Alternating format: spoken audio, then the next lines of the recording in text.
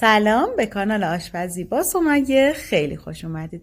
کوکی کرینکل یا ترکدار یک کوکی فوق‌العاده خوشمزه است. بافت بیرونی این کوکی ترده و بافت داخلش هم کاملا نرم و لطیفه. این کوکی رو هم میتونید با فر و هم بدون فر درستش کنید. بریم که یادتون بدم. احتیاج داریم به 1 و 3/4 لیوان آرد، 1/3 لیوان روغن مایه، 1/3 لیوان پودر کاکائو، 3/4 لیوان شکر، نصف لیوان پودر قند، 2 عدد تخم مرغ که اجازه بدید به دمای محیط برسه، 1 قاشق چایخوری بیکینگ پودر، 1 قاشق چایخوری وانیل که اگه از وانیل شکری استفاده میکنید 1 قاشق چایخوری، ولی اگه از وانیل پودری استفاده میکنید نوک قاشق چایخوری. نوک قاشق چایخوری هم نمک احتیاج داریم. برای شروع آرد رو به همراه پودر کاکائو، بیکینگ پودر و نمک داخل الک بریزید و یک بار الک کنید. بعدم مواد رو هم بزنید تا با هم ترکیب بشن. داخل یک کاسه دیگه شکر رو با روغن مایع ترکیب کنید. با همزن 1-2 دقیقه بزنید. با همزن دستی هم میتونید بزنید. بعدم تخم مرغ رو بهش اضافه کنید. وانیل رو هم اضافه کنید و با همزن هم بزنید تا کرمی و کشدار بشه.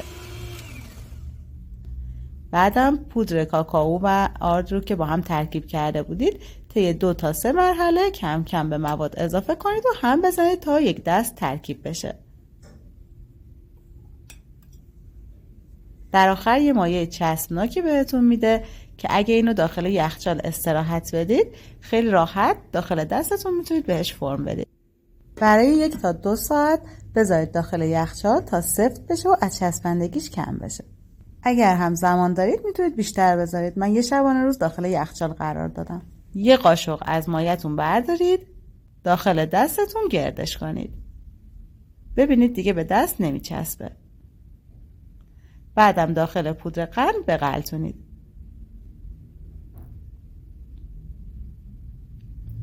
داخل سینی فر رو کاغذ روغنی یا نسوز پهن کنید و کوکی ها رو داخلش با کمی فاصله بچینید. داخل فری که از 1 ربع قبل گرم کردید با دمای 180 درجه طبقه وسط برای 10 تا 15 دقیقه قرار بدید. به به، اینم از کوکی های فوق العاده خوشمزه که آماده شد. اولش 5 دقیقه اجازه بدید تا کاملا خنک بشه، بعد از کاغذ روغنی جداش کنید. حالا بافت داخل این کوکی رو ببینید، فوق العاده شده.